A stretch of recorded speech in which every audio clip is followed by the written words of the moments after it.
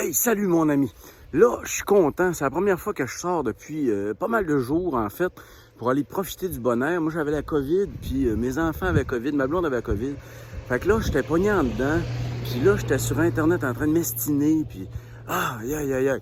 Là, la conversation concernant la COVID, je suis super tanné, puis j'ai l'impression qu'on tourne en rond, on se fait du mal, on se divise, puis ça fait... Là, j'ai décidé d'essayer de parler d'autre chose. Fait que... je suis allé prendre une marche dehors, puis là, j'aurais une suggestion à vous faire, la gang. Particulièrement à tous mes amis qui travaillent dans le secteur de l'éducation. Tu sais, les jeunes avec lesquels on travaille, ça fait 2 ans qu'ils sont dans la pandémie, puis il y en a qui sont vraiment écœurés là, de ne pas sortir, d'être pognés avec des consignes, de sentir qu'ils sont traités injustement. Et puis, en plus, ben, il y a comme une division entre les générations qui s'est installée autour de ça aussi, parce que les jeunes, ils savent que c'est très rare qu'ils peuvent mourir de ça. Fait que, tu sais, ça fait un espèce de mauvais climat. Fait que là, ça nous prendra un projet pour se rassembler un petit peu, puis pour arrêter de parler de cette Moses de pandémie-là, puis des mesures sanitaires. Ça nous prendra un projet rassembleur sur lequel on peut avoir du fun ensemble. Ben, dans cet esprit-là, puis là, je m'adresse à tous mes amis qui travaillent dans le secteur de l'éducation. Dans cet esprit-là, ma marche d'aujourd'hui, je l'ai faite en venant dans le quartier proche de l'hôpital. Sauf que là, au lieu d'aller à l'hôpital me faire soigner, je suis allé un petit peu plus loin. Je suis descendu dans la côte de l'hôpital en direction de la rivière. Puis je suis arrêté proche du parc Champlain. Puis c'est là que j'ai décidé de venir me soigner en pensant à autre chose, puis en réfléchissant à quelque chose de beau. La chose jolie que je vous présente, c'est la forêt nourricière qui a été mise en place dans le parc Champlain. Vous connaissez déjà ce projet-là parce que je n'ai déjà parlé sur mon Facebook en masse. Puis c'est vraiment un projet que je trouve super beau. Là, en commentaire de cette vidéo-là, je vais vous mettre une photo en bonne résolution là, de l'affiche pour que vous puissiez voir, puis que vous puissiez lire aussi le texte de présentation de la petite forêt nourricière, ça fait que vous allez savoir un peu plus qu'est-ce qu'il y en est. La raison pour laquelle je m'adresse à mes amis qui travaillent dans le secteur de l'éducation, c'est que ce petit projet-là là, de forêt nourricière qui se trouve sur le parc Champlain, ça peut être un Moses de beau projet à reproduire sur le terrain d'une école primaire, secondaire ou post-secondaire. D'ailleurs, il y a beaucoup de cégeps dans la région qui ont commencé à aller dans cette direction-là, qui ont des forêts nourricières sur leur terrain. Il y en a une au cégep de Saint-Félicien, il y en a une maintenant au cégep de Jonquière. Je pense qu'il y en a une aussi à l'Université du Québec à Chicoutimi puis au cégep de Chicoutimi. Ça fait que, tu sais, c'est un modèle qui s'est pas mal répandu. Puis une des raisons pour lesquelles il s'est bien répandu, c'est que les gens de Eureco, une organisation écologiste super intéressante qu'il y a dans la région, ont pris cette idée-là en main, une idée qui a été popularisée au Québec par Gwen Roland, qu'on a fait venir au cégep d'Allemand en conférence. Puis ils en ont fait plein des forêts nourricières. Ils ont vraiment fait un super de beau travail de diffusion de l'idée. Puis ce qu'il y a d'intéressant avec les forêts nourricières, c'est que ça n'a pas besoin d'être immense. Tu n'as pas besoin de te prendre un terrain grand comme un terrain de football pour faire ça. Ici, par exemple, je vais vous montrer à quoi ça ressemble. Là. Vous viendrez la voir dans la vraie vie. C'est un tout petit terrain, là, à peu près peut-être 10 pieds de large par peut-être 40 pieds de long. Ça, c'est pas énorme.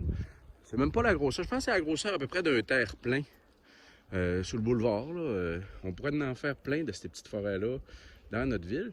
Puis le concept de forêt nourricière, c'est que à tout le territoire là, est couvert par de la végétation qui va produire quelque chose de nourricier sur plusieurs étages. Il va y avoir des racines comestibles, mais il va y avoir aussi des petites plantes herbacées dont les feuilles vont être comestibles. Il va y avoir des plantes un peu plus hautes, genre des framboisiers qui vont produire des petits fruits sur des tiges. Puis au-dessus de ça, il va y avoir des arbres fruitiers, des arbres nourriciers qui vont pousser. Fait que c'est un concept super intéressant. On peut mettre même des champignons. Je pense qu'ici, il y a des gens qui ont inoculé un petit peu de mycélium de champignons dans le pays. Fait que c'est un concept super intéressant. Puis ce qu'il y a de le fun dans ce concept-là, pour des écoles en particulier, c'est que plusieurs des végétaux qui se trouvent là-dedans, ils peuvent être reproduits par les jeunes eux-mêmes. Les jeunes d'une école peuvent reproduire ces végétaux-là, puis participer donc à la construction de la forêt nourricière qui va être développée puis qui va être déployée l'été prochain ou le printemps prochain par leur école. Fait que ça fait un projet rassembleur. Chacun chez eux peut faire pousser une partie des fines herbes là, dont on peut acheter des graines sur Internet. Chacun chez eux peut se trouver des boutures de cassis ou de n'importe quel autre petit arbre fruitier qu'on peut bouturer. puis il peut leur faire des racines à la maison avec un peu de steam-root, puis un peu de terre. Tu sais, il y a beaucoup de choses là-dedans qui peuvent être faites par les étudiants.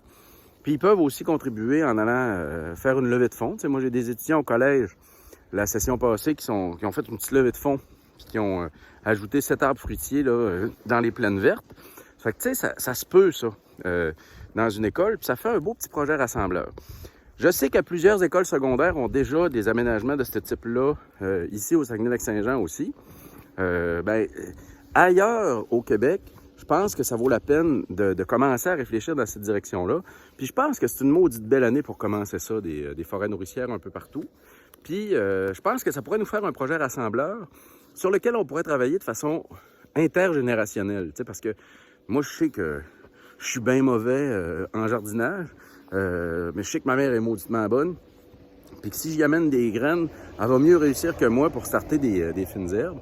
Puis on a tout du monde dans toutes nos familles qui ont ces forces-là. Ça fait que si une école décide de se démarrer un projet, elle peut faire travailler les enfants de l'école sur ce projet-là. Mais les gens autour de l'école aussi, les parents, les amis peuvent travailler là-dessus. Puis additionner les résultats de leur travail au printemps pour faire quelque chose de beau. Puis ça peut vraiment donner quelque chose de beau. Je refais une petite présentation de la fiche. Si vous regardez là-dessus, là, dans ce petit espace-là, qui est sur le boulevard Champlain, il y a des camerises, il y a du caragana, il y a du cassis, des fraisiers, des framboisiers, des groseilles, du méric baumier, des pommes, des prunes, de la rhubarbe. Puis il y a des fleurs comestibles aussi, de la chili millefeuille, des marguerites, des œillets de Chine, des émérocales. On le sait pas, mais ces belles grosses fleurs-là, les émérocales, ça se mange. Des monardes, c'est tellement bon, des petites monardes rouges. Il y a du phlox, puis il y a de l'échinacée. Puis dans les fines herbes, il y a de l'agastache, de la ciboulette, de la mélisse, de la menthe, de l'origan, de la sauge, du thym, puis de la livèche. Tout ça, c'est des plantes il y en a une bonne partie en tout cas, qu'on peut reproduire à la maison avec les enfants en guise de jeu. Puis si on est plusieurs maisonnés à le faire, ça peut nous donner ce qu'il faut pour démarrer un petit projet comme celui-là. Puis sur le terrain d'une école, c'est le fun parce qu'il y a beaucoup de jeunes qui ne connaissent pas les espèces nourricières qui peuvent pousser ici, puis qui sont un peu à distance par rapport à cette possibilité-là de cultiver chez eux une partie de leur propre nourriture. Fait que je pense que ce serait une bonne idée que un peu toutes nos écoles aient ce genre d'aménagement-là. Ça commence déjà à avancer. Ici à Alma, l'école Jean-Gaultier en a une petite forêt nourricière. Le campus B a un super bel aménagement qui a été fait il y a 2 ou 3 ans, là, ou 4 ans peut-être, près du centre multisport. Même les jeunes du pavillon Camille Lavoie ont fait un super de bel aménagement dans le petit terrain là, qui jouxte le cimetière. Puis c'est des jeunes qui étaient dans un groupe d'enfants qui avaient de la misère à l'école. Fait que tu sais, ça montre que c'est vraiment quelque chose de possible. Ça peut être un projet rassembleur. Moi, j'encourage tous ceux qui sont dans le secteur de l'éducation à rêver un peu ensemble dans cette direction-là. Ça peut nous permettre de travailler avec des gens de la communauté. Ça va embellir nos villes. Ça va rebrancher les jeunes avec quelque chose de concret qu'ils vont pouvoir faire ensemble pour le bien de leur communauté. Fait que je pense que c'est gagnant, gagnant, gagnant.